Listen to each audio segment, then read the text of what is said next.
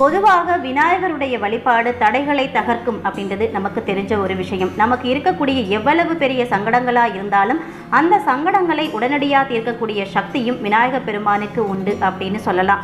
இன்றைய சங்கடகர சதுர்த்தி அன்னைக்கு விநாயகர் கோவிலுக்கு போய் ஒரே ஒரு தேங்காயை உங்களுடைய சங்கடங்கள் தீரணும் அப்படின்னு வேண்டிக்கிட்டு சிதற தேங்காய் உடைத்தாலும் அந்த சங்கடங்கள் ஒரு நொடி பொழுதுல அந்த தேங்காய் சிதறி போற மாதிரி நொறுங்கி போகும் அப்படின்னு சொல்லப்படுது.